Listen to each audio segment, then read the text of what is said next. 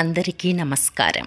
ఈరోజు భగవద్గీత త్రయోదశోధ్యాయంలోని 5, 6, 7 శ్లోకాల గురించి తెలుసుకుందాం.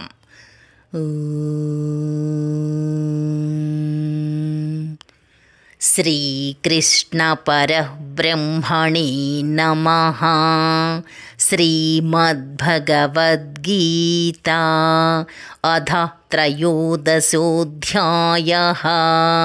క్షేత్రజ్ఞవిభాగయోగః.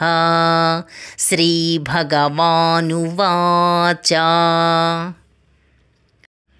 ఋషిభిర్బహుధా గీతం ఛందోభిర్వివిధైః పృథక్. బ్రహ్మసూత్రపदैश्चैव హేతుమద్భిర్వినిశ్చితైః. ఋషులు ఎన్నో విధాలుగా ఈ క్షేత్రజ్ఞుల తత్వాన్ని చాటి చెప్పారు. వేరువేరుగా వేదాలు సహేతుకంగా, సందేహరహితంగా, సవివరంగా బ్రహ్మసూత్రాలు ఈ స్వరూపాన్ని నిరూపించాయి. మహాభూతాన్యహంకారో బుద్ధిరవ్యక్తమేవ చ. ఇంద్రియాణి దశైకం చ పంచచేంద్రియగోచరాః.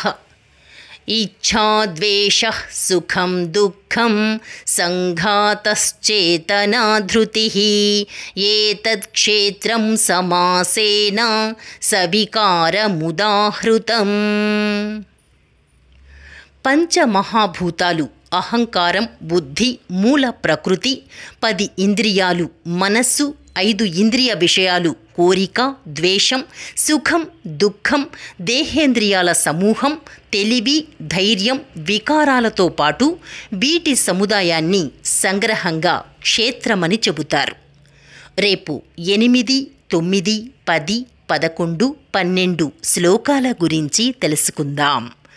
డిస్క్రిప్షన్లో శ్లోకం, భావం కూడా ఉంటాయి, చూస్తూ వినవచ్చు. శ్రీకృష్ణార్పణమస్తు.